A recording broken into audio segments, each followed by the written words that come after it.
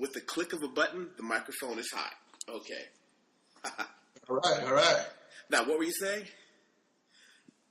No, my followers, man. I've got some crazy followers before you message me. The funny thing about being like a social media influencer or person is that people feel entitled to your time. And I appreciate my followers, every single one of them. But sometimes, like, look, I can't answer all your questions when you want me to answer, like people expect an answer right away. I get this one sister sends me like a message every single day with questions. I'm like, look, sister, put them all in one email and I'll answer them all at the same time for you. Really? Yeah, it's something else. But yeah, so tell me what's up, man. What can I do for you, brother? Well, you know what? I watched some of your videos at the behest of a few other people, and I absolutely decided, you know what? I want to talk to you. And I sat down, looked at some other things, because you came from a very insightful place. You didn't try to overfluff things. You didn't talk about the road as if it was this insurmountable object. And you were honest about a lot of the things that I say to people as a world traveler as well. And they're always shocked because that's not what most people say. Most people don't say there is no, and I'm jumping all over the place here. Yeah. There is no one best place for a black traveler to go. Oh, and it could be goodness. anywhere. Can you tell? Hold on. For the people who haven't listened, I'm going to post a link to all your stuff under this. Give us a synopsis on what you said there. Well, you're talking about my last post. I think it was on. It was like Facebook and YouTube. I think I did a video about it. Oh yeah. My YouTube video, my last YouTube video. Okay, so basically, one of the more common questions that I receive are from travelers of color who have never traveled before, and they'll ask me something along the lines of, what's the 5 best places for black people to travel, or the 5 best countries or city for black folks, or where do black people get love? And as somebody who's been in 93 countries, I'm like, everywhere. And it goes beyond that. It goes to the point that I get frustrated with my fellow black travel professionals who perpetuate this cycle of fear. Atlanta Black Star, I absolutely despise the Atlanta Black Star because they profit from fear-mongering within the black community by creating these articles, websites, videos that go, oh, these are the 10 worst places for black people. And the list has some crazy out there places like Thailand and Spain and Italy and Germany. I'm like, what are you talking about? Black people thrive in these places. And not on top of that, they don't use any real evidence to back up the claim. Right. And it would appear that these articles are being written by people who've gone to, say, Bangkok for 2 days and vendors didn't, kiss their ass and they call the place racist. and that's what it appears. They aren't reaching out to those of us who actually live outside of the United States on a perpetual basis, Right. And getting back to the Atlanta Black Star article, which is probably one of the most popular anti-black travel articles out there, it does not reach out to anyone who actually lives in these countries. They have 0 quotes from people or people of color who actually live in these places. So what I did was I wrote a rebuttal article on my website, Minority Nomad, to that article, and I reached out to black travelers and expats in all of these places who said that is complete bullshit. So the reason that I did this YouTube video was this question constantly comes up and I just refuse to answer it. I'll say, well, instead of me telling you the 5 best places for black people to travel, why don't you give me what your hobbies are? What are you into? Are you into jazz? Are you into shopping? Are you into food? Are you into hiking? What are your interests beyond your race? And then I can help you with different destinations around the world that I will recommend for these reasons. But if you're primarily looking for a list of the best places for black people to travel, I'm just going to tell you the 93 countries I've been to. I think that a lot of that plays on, when you said fear-mongering, there's a lot of profit to be made by a lot of people to convince any group to not move past their borders. But something just occurred to me as somebody doing a bad podcast right now. I know who you are. Do this. Yeah. Tell everybody listening who you are, what you do, where you are, and what makes you awesome. Okay, well, man, that last one, I don't know. Oh, come on, don't be shy. So I'm Eric Prince, the minority nomad. I grew up in Cleveland, Ohio. Ended up joining the U.S. military. Did 10 and a half years. My residence became the state of Texas. Whenever I was stationed, it was in Texas or Little Rock, Arkansas. So I call Texas home. I'm a Texas resident. So I've lived in South Korea, Japan, Germany, Turkey, and now I live part of the year in Bangkok, Thailand, when I'm not on the road. I'm a professional travel journalist, and I own a digital marketing firm that specializes in digital marketing campaigns for luxury brands as well as social media management. And that's how I make a living. So I'm actually on a journey to become the first African American to go to every country in the world. Currently at 93 countries right now. Let's see what else. I spend maybe in a given year I'll spend 6 to 7 months traveling. Okay. It's personal travel, trying to visit new countries, doing speaking engagements. For example, it's November 8th right now. I'll be speaking at a conference in Chicago.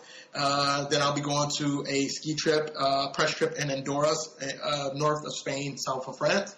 And that's what I do for a living. I basically travel the world, and I help people of color experience the world. And, I really started this long before this whole the Black travel movement started. Like, long before there was, Facebook, Nomad, this tribe. Actually, as a travel photographer, I was discovered on MySpace. So, that's how far back my travels go. There are a lot of people listening to us right now who have no idea what MySpace is. They've heard the words, they don't know. They're not that, man, MySpace was our introduction into coding. A lot of people don't remember having to go into the back end of MySpace and coding in music to play when somebody to your page. You remember that? Those ugly sprinkles that would come down from the top? Yo, man, I had music notes, and my girl used to have, spark. Yeah. Oh, man, that was I remember that. That was what we would call, and I'm not a coder. I don't know if you are. I would never, I think it would be insulting to actual coders for me to say I do any coding. WYSIWYG, what you see is what you get. Because my first website, and I don't know if you go back this far, do you remember GeoCities? Yeah, of course. Of course. GeoCities. Yeah. I started a GeoCities site when I was living in, I don't know, maybe Spain. I spent some time in Spain, and it was just, by today's standards, of course, it was this horrendous hodgepodge of scanned pictures put there. I actually have the pictures on my website on the Spain section, but man, to look for where we went from to where we are with the technology and the freedom. I was just talking to a dear friend about the freedom that the technology we have has given so many people who ordinarily would have been cut completely out of the loop, the ability to have a voice. Technology, you know what, it's so interesting to me, and I get so frustrated with our people at times when I hear, and I understand where the frustration and the hopelessness comes from, but I get frustrated when I hear people or see people typing on their new iPhone 8, wearing their Yeezys, complaining about being broke. I'm like, we live in a world where you can fucking play 2K and make $1 million on YouTube. Like, if you this isn't an assumption. You can play video games on YouTube and make money. I have friends in Japan who do that. I lived in Tokyo for a while. I know gamers. But here, you just broke open something that, and I'm about to do the face palm here, and I see you might be halfway to one yourself. Are you implying that it could be some of the decisions that we are making as individuals holding back and not entirely as systematic? Let's start with personal responsibility. Nobody got time for that. Nobody got time for personal responsibility. No. Well, you know what, man? I get in trouble, man. I get in trouble because I care about our community so much, because I see the potential, I see the talent, but I also see the laziness. I always also see the fear. I also see that, it's interesting. on Netflix after the James Brown. I watched the James Brown documentary, who was one of my heroes, and then the Whitney Houston one popped. So I watched the Whitney Houston one. And when I watch what happened to Whitney, I see a lot of myself and a lot of people of color in it. Whitney Houston was not destroyed necessarily by only drugs or fame. Whitney Houston was also killed by unfair expectations within the black community. If you remember, Whitney Houston was booed early in her career by a black audience. And that now, where was this? Was this on an amateur hour somewhere, or? No. This was was it the Soul Train Awards? Really? This when Whitney Houston was Whitney Houston. Like, after her first album, like, one of the biggest artists in the world, Whitney Houston. And I believe it was the Soul Train Awards. It was a primarily black audience, and they were booing her. And this was when I was a kid. This was like 88, 89. And I remember it, but watching it again, I was like, oh, I remember that.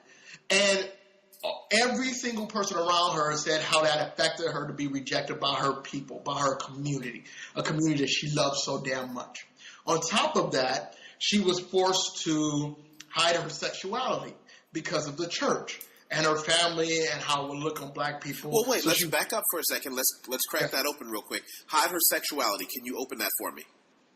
Oh, she was bisexual. Okay. Now, is that something is that an assumption, or is that something we have irrefutable? Okay, at this point, she said, "I am a bisexual woman." Irrefutable beyond the point that she said she's a bisexual by close family, friends, relatives. Whitney Houston was bisexual. Like, trust me, you should watch it. And Robin, like, it was obvious and clear and confirmed by people around her, very close to her. And obviously she's passed away. But my point bringing that up is, within our community, we have a culture which forces so many people to perpetuate a negative stereotype. Right. In it that traveling is white people shit.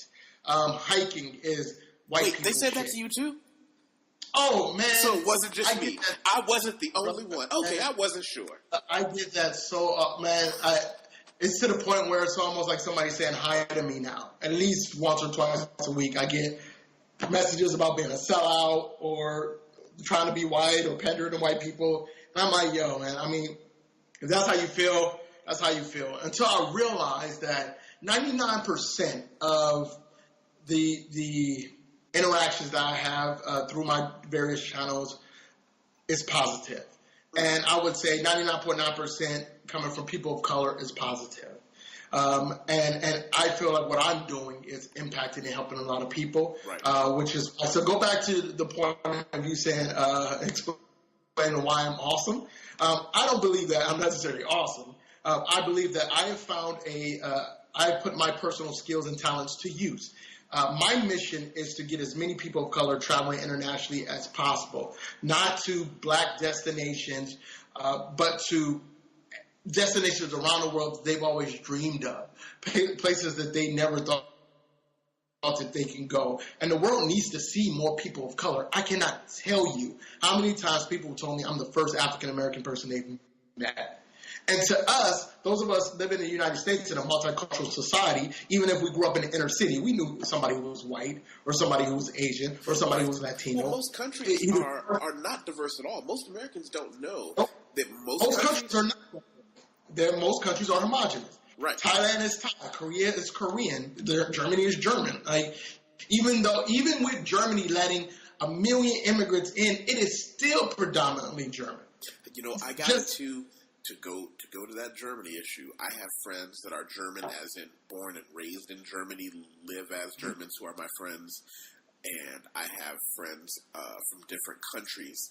And I got to tell you, when forgive me if I pronounce her name incorrectly, Angela Merkel allowed the unprecedented influx of immigrants from other countries and refugees, I think she may have poked a hole in her ship that is irreparable. Because I got into some deep discussions with my German friends, and we sat around a cup of coffee, pretending to be smarter than we really are, as men do. And my friend said something to me interesting. He said, we're sitting here talking about this. It's not going to affect us that much because all the men at this table sitting around talking trash to each other are in a country that's not our own, drinking imported coffee, blah, blah, blah, blah, blah. He said, but I've got a cousin who has a high school education. He's not dumb. He's just not particularly smart, and he works repairing toilets. He is in trouble. He said, because his direct competition is not someone from it's not someone from India coming in with a double degree in electronics engineering and microorganism who he was never going to compete with for a job. It's going to be the other guy with no education who can only do manual labor who'll do it for half the price. And he says that's not racism. That's an economic reality. And basically the Trump base, the literally what got Donald Trump elected. The same thing. I mean,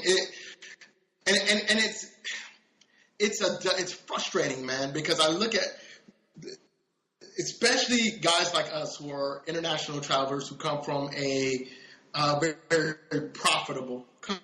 Life is good as an American. It's just, it's good by international comparison. But when you have people in Greece and Portugal and Germany who can truly barely feed their families, just making a way, and then they have to compete with waves and waves and waves of immigrants coming in, I get it. I empathize. I fully understand, especially when there are no other options. And we've seen this in the U.S. I'm from Cleveland. I remember when LTV still closed and Timken started laying people off and GM left and Ford left. That's where I grew up. I remember I would look out of my window at night and I would see the flames from the steel mills. So that's how close I was. So when I hear blue collar workers who are complaining,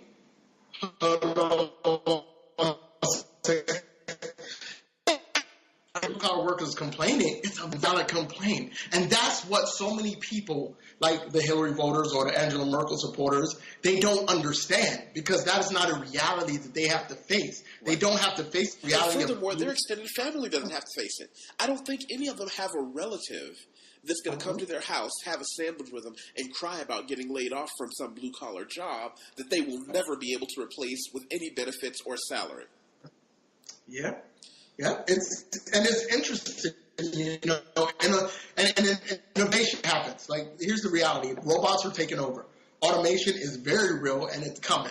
And part of the issue is that our government and so many governments around the world refuse to update our education system and give people other skill sets. We're still operating on a Reconstructionist education system. Well, like, we're very post-war too. Here's the thing, and this is something I living in Brazil, learning the culture of Brazil, having been here for a couple of years now. Side note, have you been to Brazil yet?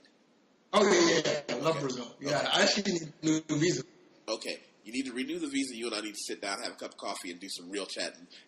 For sure. What I'll say is I just read an interesting article that I will link to about education being the flaw in Brazil, because what most people don't understand is Brazilian education system isn't that far off from the American education system, because there is a very specific two different tracks you can go on in the United States and in Brazil. You can either get a decent education and go to a decent college and have a chance at a white-collar, profitable career. But if you're stuck in some crappy public school, which the schools where I was born in Niagara Falls, New York, were not great. But the reality is if you are stuck in one of those situations, it's almost over before it begins. And here in Brazil, they have a lot of the same issue.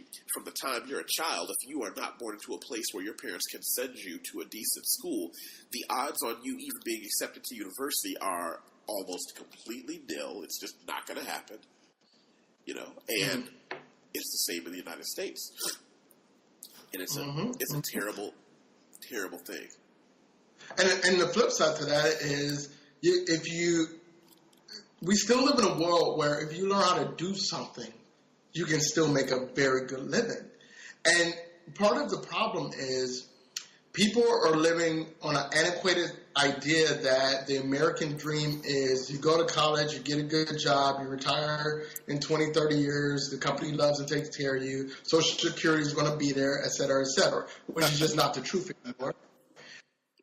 And the flip that people are too damn lazy to become welders, construction workers, plumbers, jobs who pay very damn farmers, like jobs that still pay extremely well and can put you in a position, an economic position, to do things like send your kids to college, right. Take vacations a year. Like I know some brother, living in Texas, I know a lot of guys who work out on the rigs who literally they work 7 months a year and they have the rest of the year off, making six figures. Yeah. These are guys who do welding on oil rigs. They are some of the riggers in general. Like they make very good money because they do a very hard job.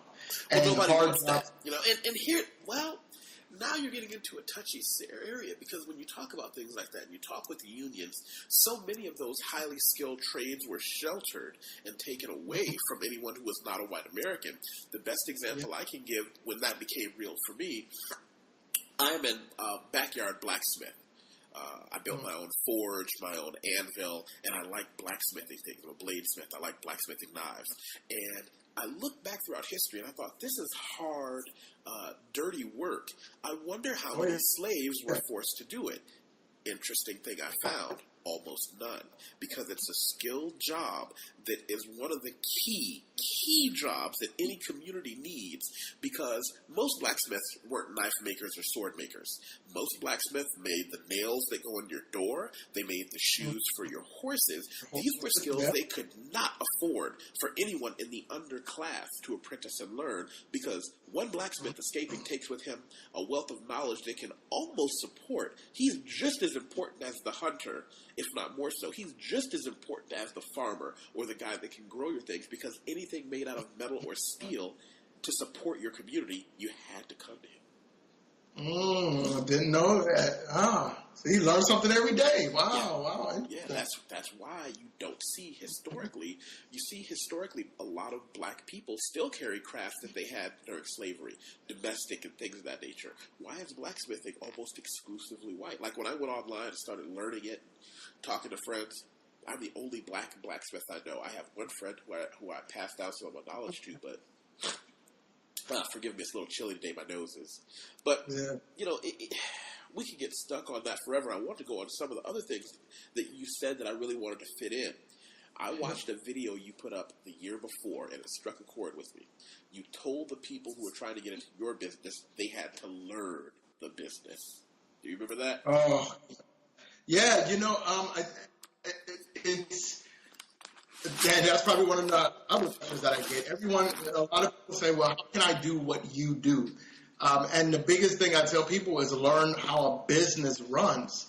One of the biggest issues, especially with this whole new flux of digital influencers and people who work primarily online, is that so many people don't understand the very foundation of business and how businesses work. Where people they'll make $100 and they'll spend $100.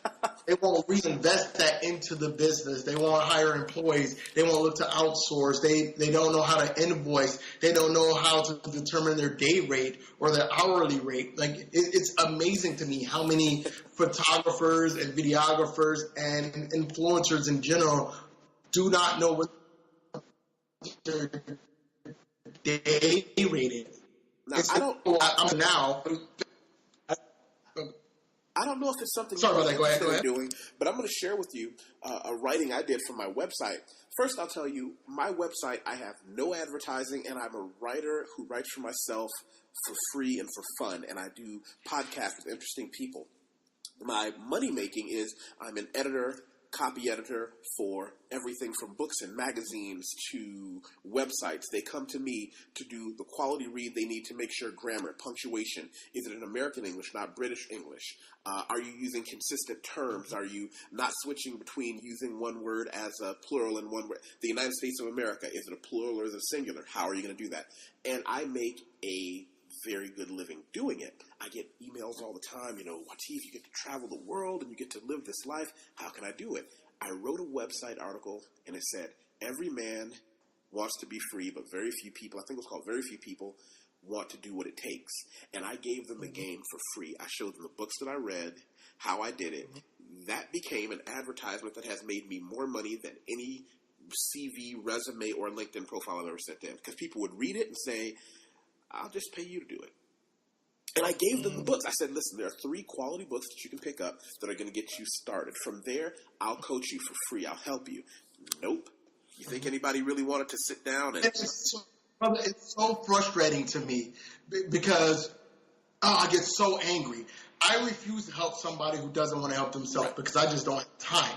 I just don't have the time in the day to, when you've already shown me that you have zero desire to do the work yourself, I'm not even going to waste my time. Even when people offer to pay me, I don't need the money that bad. And it's like, no, because I would rather give my time to somebody who says, hey, Eric, I read work week and I mastered this form of videography, but I can't really break in. I can't find an audience and I can't do this. Can you help me? Okay, you've done the work. Right. You've shown me that you do something. Let me help you with the knowledge that I have.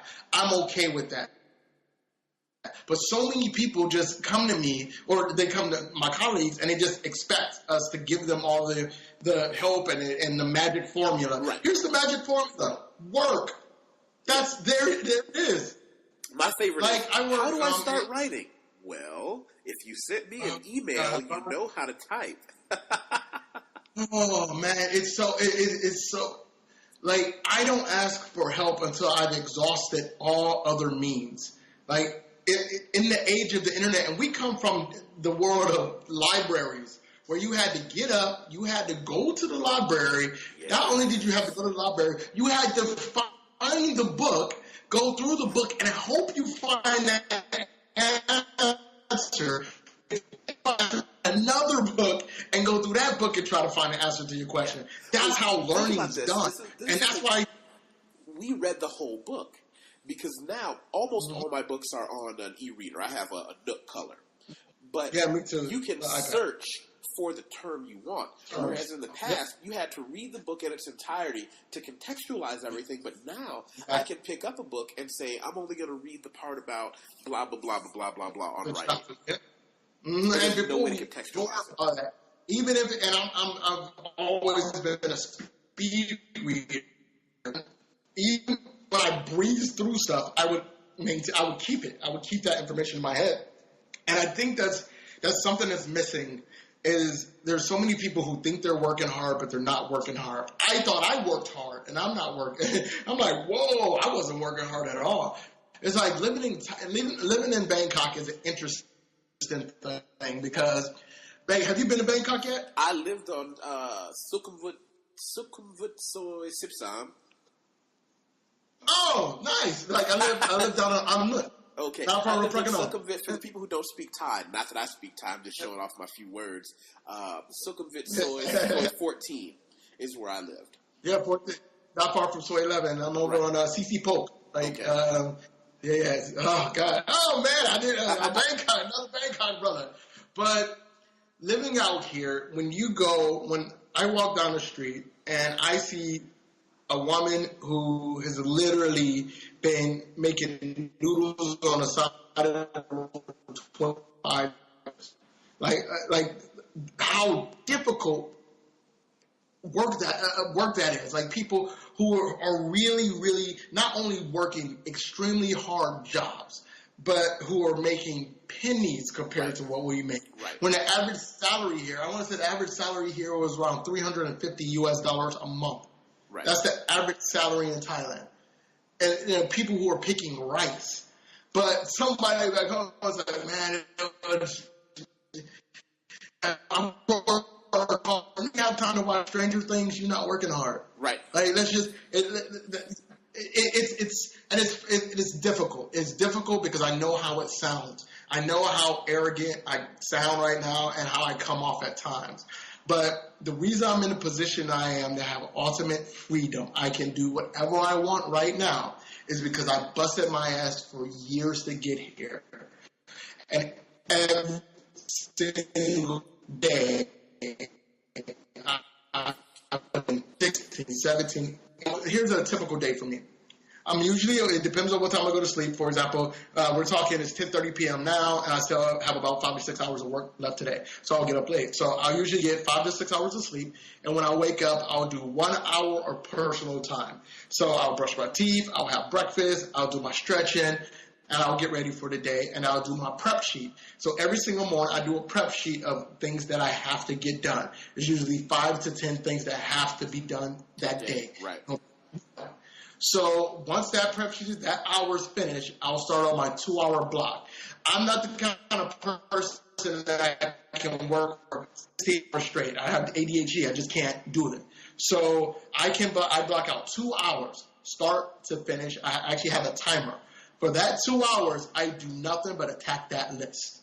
Period. Yeah. If it's editing YouTube videos, if it's writing new articles, if it's answering emails, if it's doing pitch letters, if it's doing content research, if it's editing photos, if it's learning more about my camera gear, I do these things for that 2 hour. Have you done behind the scenes? I mean, that's what this is. This is a little bit of it. Have you done a half an hour behind the scenes? This is not glossy. This is not some pretty picture. This is the down and dirty of how I structure my day and how I got to where I am. You know what? It was funny. I just talked about that in one of my previous videos. It's just not pretty. I was like, nobody wants to see that shit. But I actually do it on Instagram stories. That's what Instagram is for. Instagram stories is where I kind of do the behind the scenes stuff. What I use YouTube for, I use YouTube to kind of get information out there and keep the conversation going with the audience, to answer questions, to kind of show different destinations, to show a man of color exploring the world. I use Instagram stories to kind of show the behind the scenes of being a professional traveler, being a digital nomad, running your own business, kind of behind the scenes. Back to the day plan. So the first 2 hours, those 2 hours, I'll just work. I'll grind. Then I might go to the gym. I might. Oh, okay. So after the first 2 hours, I'll have an hour of personal time. Right. I don't work that hour. I'll play Madden. I'll talk to my girls. I'll go to hit the gym. Whatever. For that 1 hour, I'm having fun. And then I'll do it again for another 2 hours. And I will do that until I fall asleep. Literally. 2 hours on, 1 hour off. 2 hours on, 1 hour off. That is most of my days. That's work for me. My everyday life. And there's so many people who are used to that 9 to 5. Right. I get off, I go to happy hour. No. If you're not working at least 12 hours a day on your craft, you're not working. Yeah. And if you have a regular 9 to 5 job, you ain't got time to go to happy hour. You don't have time to watch TV series. You barely have time to see your girl. You got to grind on those hours outside too. Let's go back. Let's say you're not talking to me. You're not talking to the grizzly veteran traveler. I've got a young cousin who comes to me, and he's not into the whole I want to do editing, copywriting, and be a writer. He wants to be like you. He wants to be jumping out of airplanes and da-da-da. How can he start? Give the person who just saw your video, said, I want to live that life. I can't jump into a full grind like you did. Where does he start? I would say start by figuring out if this is something that you truly want. And when I say that, you have to ask yourself, are you comfortable with living on the road full time? Are you comfortable with being a freelancer and not being paid sometimes? Everything that comes with being a freelancer. Are you comfortable with being alone a lot?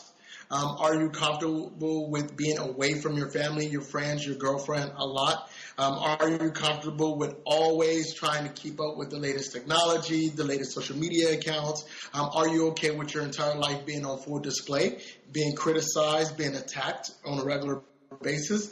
Are you a great public speaker? Are you good at writing? Are you great at photography? Are you willing to push yourself to the point where you are the best and the authority? And if you aren't that, are you willing to put in the work to get there? That's the very first start. Now, if the answer is yes, Eric, I'm okay with that. All right, here's the next step. Create presence. Something you have to create it on. In today's world, if you don't have social media accounts, you do not exist. If you are, and people are like, well, I'm not on Facebook. Well, you're not real.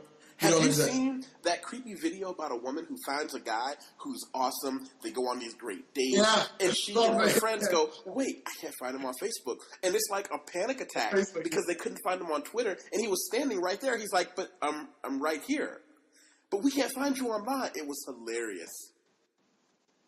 Yeah. But it's so true. And especially when it comes, now in your personal life, perfectly acceptable. I get it. But in your professional life, if you're looking to do what I as a digital marketing consultant or a social media personality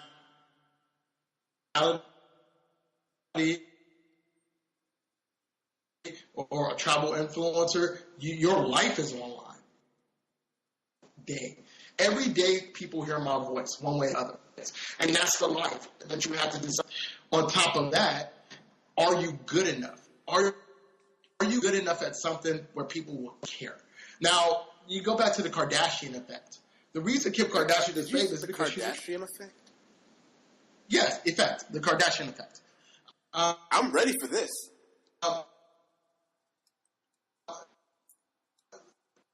If you stop,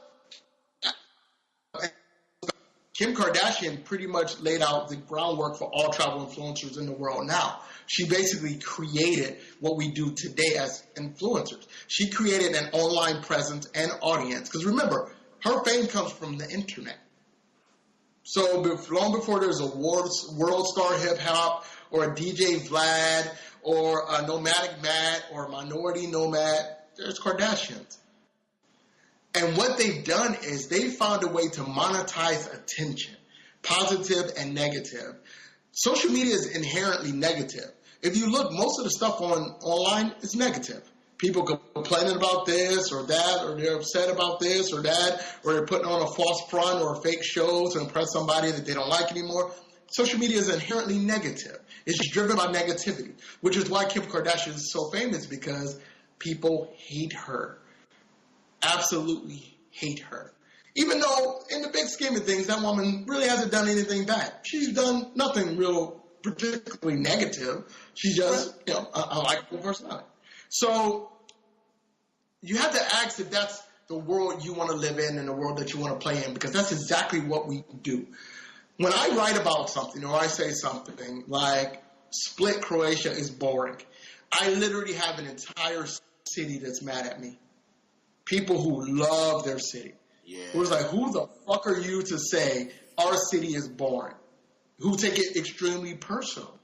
And that's something I'm 6 years into the game, I'm okay with that. But somebody new coming in, it's only getting more difficult. Because I'm already a little bit established. I've got my reputation already. Right. But somebody coming in is going to be vicious for them. And that's something people have to understand. Aside from that, because really, I don't make my money from Minority Nomad. I make my money from Minority Nomad being a resume into the world of digital marketing and consulting. I realized very early on, as a straight black man, there's no fucking way I'm going to get a big enough social media following to really compete with my white counterparts. I'm not a pretty blonde girl. You just touched on something that I had, a deep discussion with one of my friends. And I said, when you're a black man online writing who's not posting vulgar things and who's talking about why I voted for Donald Trump, who's discussing political insight, who's meeting people, it is hard to find people. I had to struggle to get the people who do like me as I am to just, I get a lot of people I get more private emails than I do public responses to my things. But when you realize, if I put on a dress, my social media presence would explode. Oh, explode! Oh my! And it's intriguing, because one thing that travel has done, and I'm working on an article about this. Travel gives black men the license to trust again. And what I mean by that is it gives us the permission to trust ourselves and our minds, to pursue the things that we're interested in without being ostracized and criticized. It gives us the opportunity to explore our sexuality, our financial goals, our passions, our dreams, to explore places where we aren't being shot in the ass or attacked by police officers. It gives us that permission to exist. Right. And there's so many people back home with who want to take that permission away again because it validates them. Because Eric is doing something different, or Yusef is doing something different, they invalidate me because they look like me. So fuck them. They aren't one of us. Which is why you get so much of this, you're a sellout, you're not one of us. Because what we do invalidates them. Because when we criticize those who look like us, we take away that permission to be mediocre. And when somebody says, well, how'd you make it out? Well, why can't more black men be like you? Well, I was like, well, A, I'm lucky. 2, I busted my ass. And 3, there are a lot of people who are afraid to follow their dreams and their passions. And not a thing. That's a human thing. That has nothing to do with race. It has everything to do with social economics, where people do what they have to do to survive. Like, a lot of my friends are in prison from my childhood because they had to do shit. My little brother just got 2 years in prison for being stupid.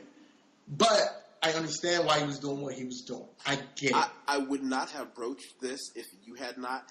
When you say being stupid, can we use this as a life lesson that you can expand on, or is that too personal? No, it's not too personal at all. So basically, this is what happened. My family is, and this isn't bragging, I come from a very intelligent family. But very few people in my family use that intelligence for good reasons. I was one decision away from being a drug kingpin. I firmly believe that had I not joined the military, I would be in a criminal organization in Cleveland. I have zero doubt in my mind. I might still be free. I might be in prison. I might be dead. But that was the direction I was going. I was nobody's foot soldier. I was always groomed and trained to outthink people, if that makes any sense. Right. To be smart. And it's the same training my brothers received. So Cleveland was going through a economic depression, just like a lot of places in the Midwest, a place like Detroit as well. So you were able to get houses on the cheap. And basically what my brother was doing was he was defrauding people. He ended up getting his real estate license, and houses were staying vacant for so long that he was signing people up with leases for 6 months to a year and renting out houses that he didn't own. What? Because the owners were all out of state and they never came and checked in. And as the agent, they trusted him to do everything. All of a sudden, one of the owners shows up and there's somebody living in his house. And then, the domino started to fall. It turns out he was doing it. He gets caught the first time, kind of gets off with a slap on the wrist. Was making a shit ton of money because, mind you, he wasn't paying the mortgage and he was getting all the rent. Right. On several properties. So he ended up getting hit with, I don't want to say it was like racketeering, money laundering, all this other stuff. The RICO statute. Yeah, so he ends up getting off. He got off with a slap on the wrist. So it was like, all right, you dodged that bullet, straighten up. He did the shit again. Got caught again. I'm like, yeah, that was it. Same exact thing again, and got caught. And it was like, that's it. You're done. And they hit him, and they gave him 2 years. And I said that, I'm like, look, man, you got away with it once. Why are you going to try to go back to do it again? Take the money that you had and stash away and go do something else. Go start a legit business. You have the money to do it. And it's the same thing I tell people in the drug game. I was like, yo, man, instead of spending money on a new car or new clothes or shoes, why don't you invest that money? Because that's what Wall Street does. Wall Street makes money illegally and they invest it into legal means. you're on the same page, and I'll tell you something about me. It's not a secret, just a lot of people don't know it. I spent 10 years of my life as a financial professional, doing everything from cash-bearing life insurance to mutual funds. And when I talk to people, I've met people smarter than I am who haven't figured out saving a little bit and learning a little bit about investment goes a long way. Right now, I'm a preacher for Bitcoin. I took a 12-week course on Bitcoin.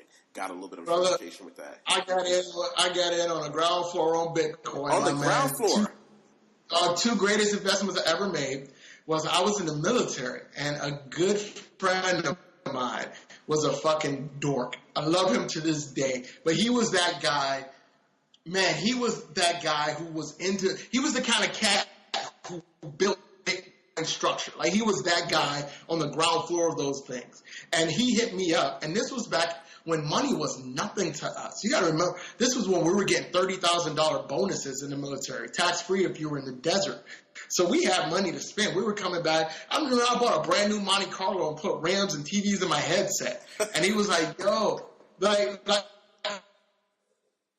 I swear, but we were just blowing money. And he hit me up and says, hey, you had this thing. And I'm like, that's bullshit. He's like, yo, just an extra $1,000. Yeah, all right, sure, whatever. And I bought into Bitcoin. There you go. $1,000 back in. I've been in a couple years now. And then I invested in Netflix when they first went public. Really? I invested in Netflix. Yep, I sure did. So two best investments I ever made: Bitcoin, Netflix. Paid out very well, both of them. But I mean, and again, that was a matter of environment. I was in the military. I just so happened to be around. The reason I got into the stock market was there was an older brother who was my mentor. And it was interesting when I joined a unit, they gave me the only other black person in the unit to be my supervisor. So he was my mentor. And totally. It was like total. It just so happens. So he turns me on to investing in stocks and ended up buying a house when I was 19. My very first house I bought with a VA loan when I was 19. And it was all because of him. And then a brother I met, a dude I met in the military, turned me on to Bitcoin. And it was a matter, and that's that thing. It's a matter of legacy. And when I say legacy, I mean a legacy of being around people or people coming before you who are willing to pass on that information to you. And that's part of the problem within our communities. We don't have a legacy. We have nobody leaving anything back. Nobody, people are offended. Like, people in the community are offended if you want to get a life insurance policy on them. Like, my mother was livid when I suggested getting a life insurance policy on her. Like, oh, you want me to die? You trying to make money off my death? I'm like, no, I know you're going to die. That is a fact, and I'm going to have to pay for it.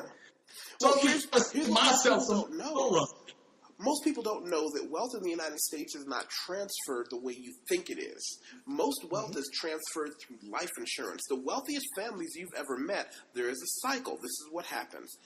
Mom and dad get married when they're 25. They get life insurance policies, and when they die, in the beginning, they take that money and it might give their grandkids enough money for some new sneakers. But then the next generation, the life insurance money pays for their funeral, but the majority of it doesn't go to their children. It goes to their grandchildren. And all it takes is for one generation to get one generation of people ready to go to university for free to make sure the insurance money paid for it from great-grandma and grandpa. They graduate from school with no debt.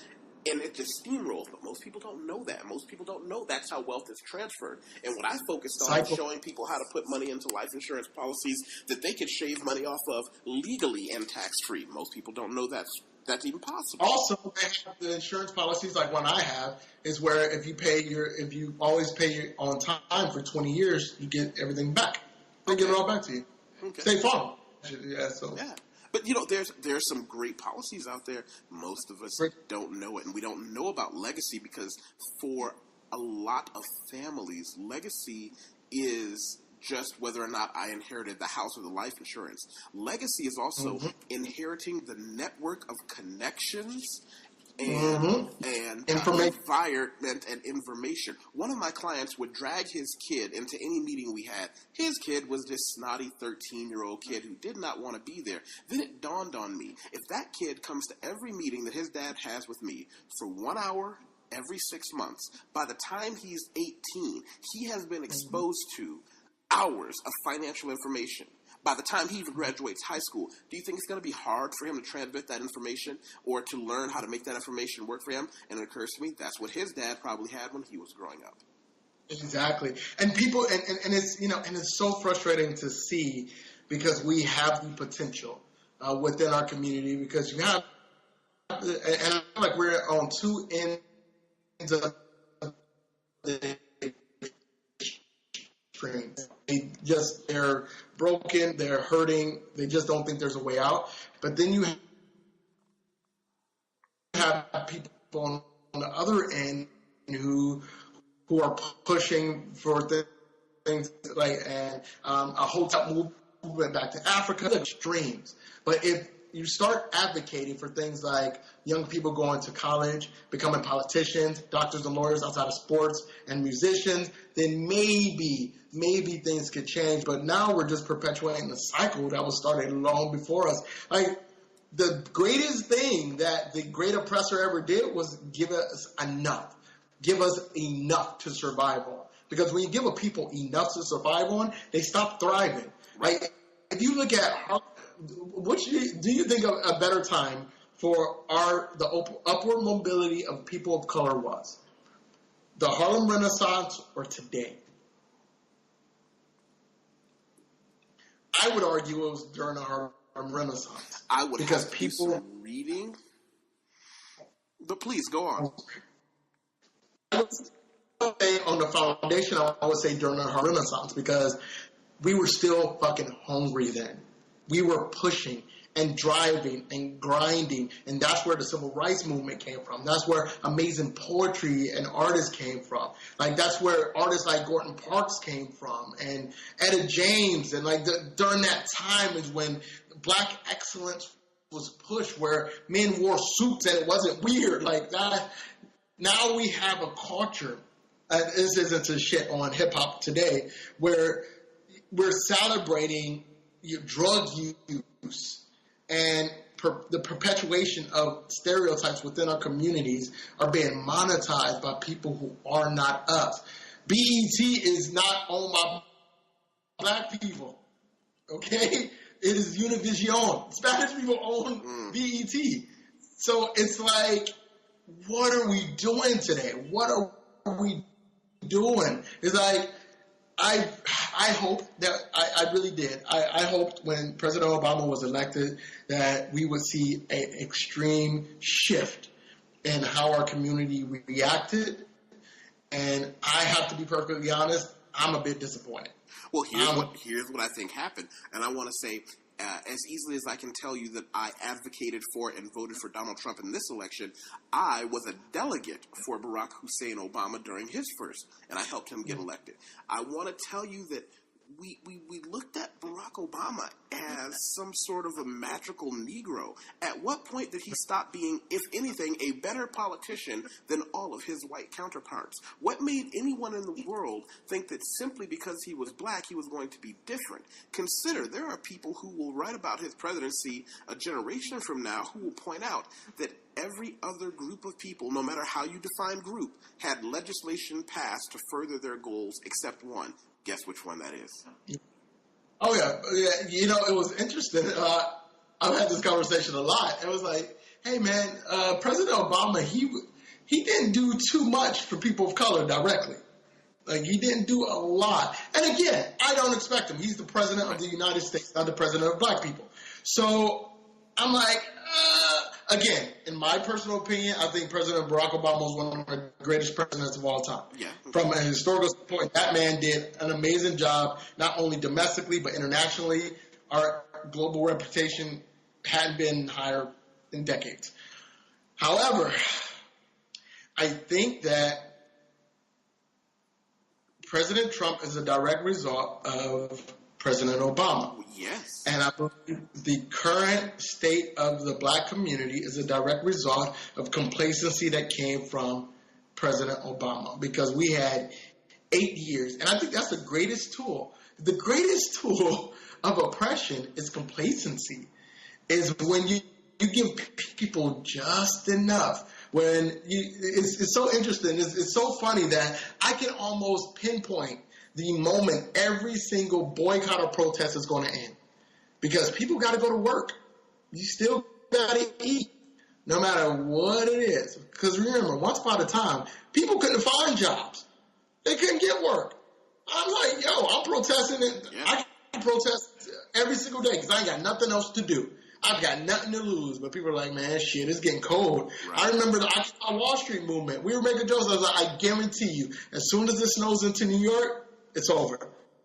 And sure as shit, come November, done. And you never saw it again. You heard little rumblings, and all the fat cats had to do, put their hands on their head and just sit back and wait. Same thing in Ferguson. Like, Flint still doesn't have clean water. Flint, Michigan still don't have clean water. Like, it's frustrating. I'm on a rant now. I'm on a rant now, man. But come on, man. Ask me another question, man. Well, hey, feel free to rant. One of the best things about the digital medium is that we are not constrained. You pointed something out about your time in the United States military, which my father was military. Mm-hmm. He did some time in the Navy. They tried to get me in the Navy, but my parents made it very clear that I could be anything I want. But the United States military was never, under any circumstance, an option at all. My father had been drafted into Vietnam. My father came back just horrible mental issues with alcoholism. And who's to say he might have been before he went? I don't know. I wasn't alive then. But what I can tell you is the role of Black Americans in the military reflects the role of Black Americans in society. You see lots of grunts, but very few high-level officials. After 10 years in the military, do you feel as if you're given correct, as a veteran, are you treated the way you believe a veteran should be treated? Let's start there. Does the federal government treat you as someone who would gladly have given his life in the service of the duty? Yes and no. I'm blessed not to be physically disabled. So I go in for like a once-a-year checkup because I served in Iraq and Afghanistan, so I get those benefits to kind of go see the VA doctor. But when I go and I see the veterans who are physically disabled, absolutely not. Our VA system is broken. Our government does not treat veterans the way that they should be treated in absolutely any way, shape, or form. And granted, I'm a baby compared to some of these guys. I mean, we're talking 75, 80-year-old veterans who literally live in Asia because they can't afford to live in the United States based on what they get from their pension. There are men who were affected by Agent Orange who are just getting their benefits, from Vietnam. No, and it's ugly. We just saw, for example, I'll give you a modern example. The guy who just shot up that church in Texas was dishonorably discharged from the U.S. military. He had domestic violence issues, which mean he was not supposed to be able to purchase a firearm. The United States Air Force did not file the proper paperwork, and he was able to get through the system. And any veteran will tell you that it's so common. It's a running joke. Like, it's to hand carry your own documents to make sure it gets to where it is. When I separated from the U.S. military, I made sure I personally got a copy of every shred of paper, and I off to Randolph to make sure I received all my awards, all my records, all my deductions, as well as all my. And that's the issue with being a veteran in the United States military. With that said, it was the greatest decision I ever made in my entire life, was joining the United States Air Force, by far. Wow. Absolutely no doubt. I don't regret 1 second. Now, when did you get out of the military?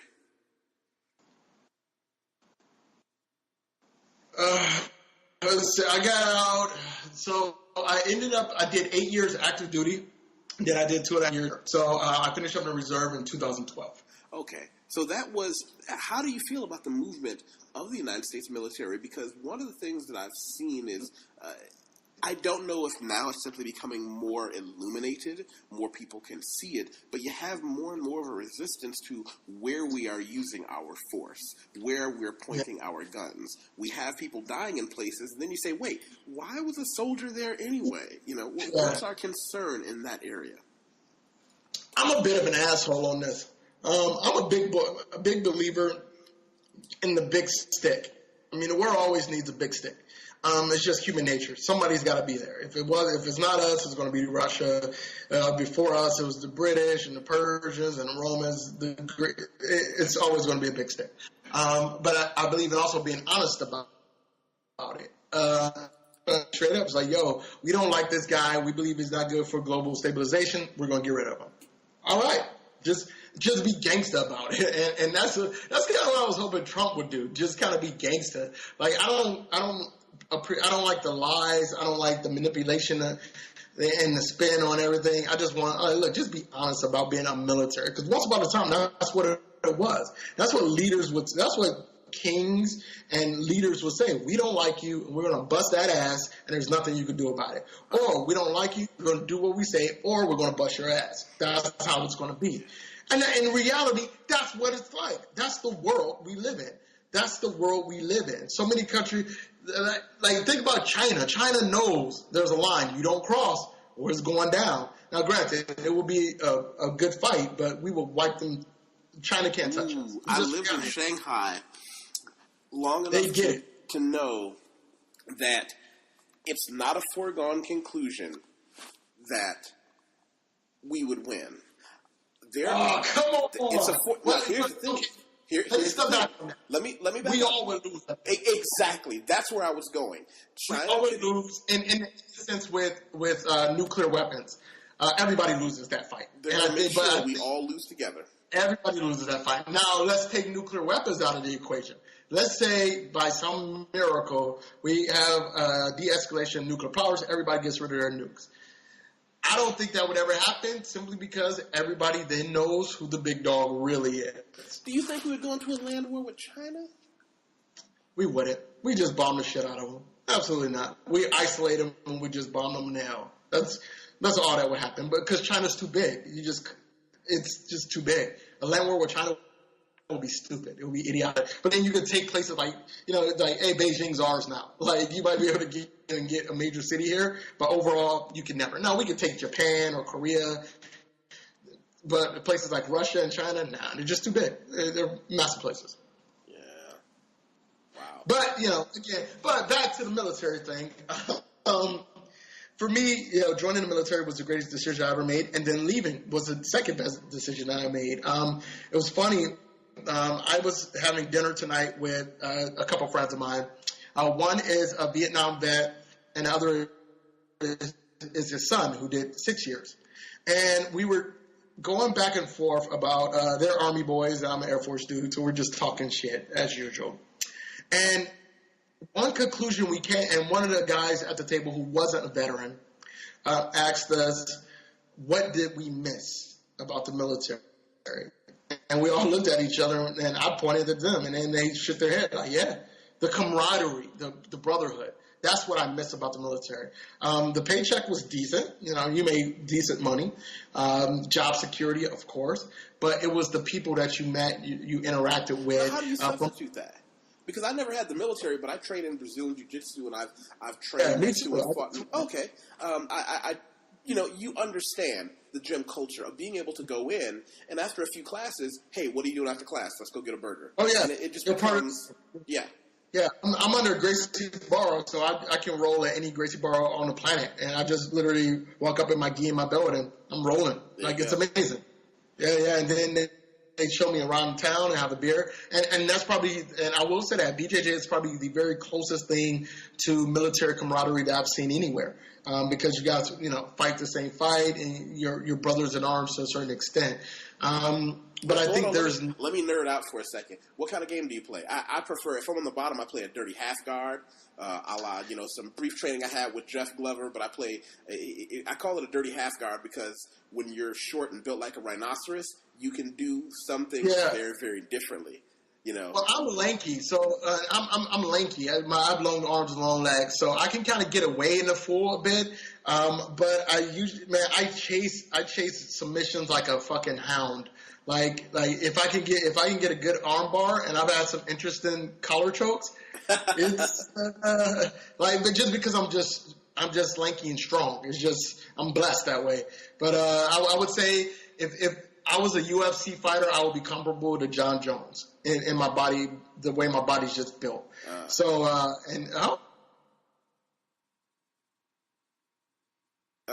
think interesting, man. We got.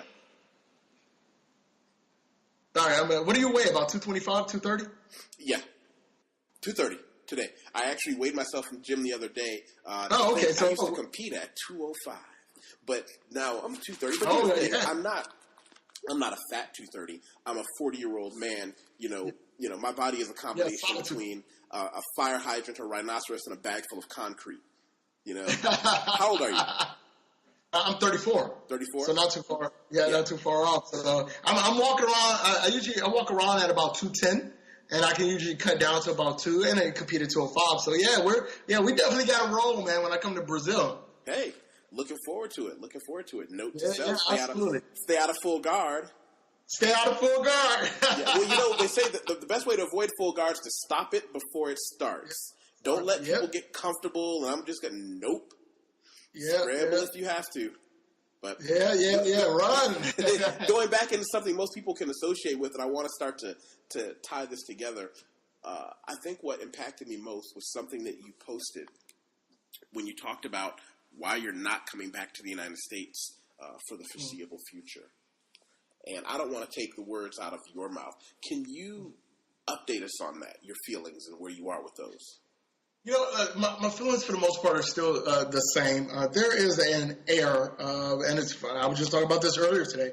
There's an air of desperation and negativity that hangs in the United States, and understandably, there's a lot of frustration. There's a lot of anger. Everybody is mad about something in the U.S. It's either your job, or your girlfriend, or your kids, or Trump, or movies, or feminism, or sexual assault, or terrorism. Everybody's mad or frustrated or afraid of something. In a lot of places around the world, that's just not the way it is. There is a emphasis and a focus on quality of life, making the best of the time that you have here.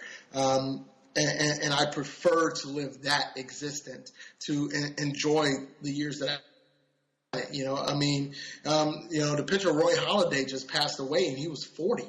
He passed away in a plane crash, 40 years old. Like a friend of mine last year ended up passing away in a motorcycle accident. Who's a couple years younger than me. I just don't believe that we were meant to live the way the U.S. culture has forced people to live for decades upon decades upon decades. Also, when I go home, I just feel that people blindly accept the way things are. People don't feel like they have a voice, and at times they're too afraid or too lazy to make the hard decisions to change things. Right. If you aren't happy with the government, run for fucking office. Like, if you complain to me about how our government sucks, but then you turn around and tell me you didn't vote, you're a part of the problem. Like, I get frustrated when I'm at home and I'm sitting there and I'm watching people waste their lives, because I believe in our people, our community so much. I believe in our potential for international exposure and experience and adventure and domination, because it's already happening. You can just look at music, look at jazz and funk and blues. The best jazz clubs and blues clubs I've seen are outside of the United States. They have some here in Brazil you should go to. Oh, I'm sure they do. But places like Budapest, places like Prague, places like Bangkok and Tokyo and Seoul and Singapore have absolutely amazing musicians. And when I go up to them, they're brothers and sisters from Chicago, from New Orleans, from New York, from Texas, from LA, who's like, yo, this is what I do because I can't make a living doing this at home.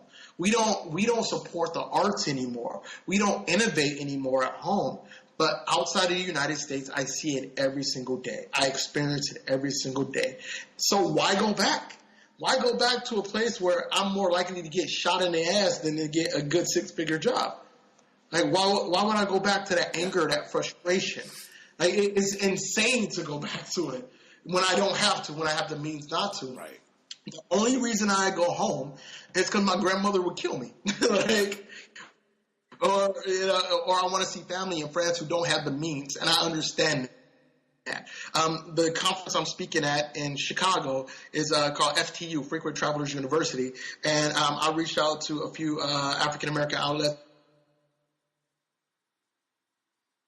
and groups that I know. It's like, yo, sisters, family who don't see themselves represented in travel media, have them come to this conference and come and talk to me or tell me where they are, and I'll go to them, because that's my passion. That's what I do. I want to get people of color who have this desire, who have that work ethic, who have that drive out here outside of the United States, because the game is rigged. The greatest thing that happened to people of color in the United States was to learn that the game is rigged against.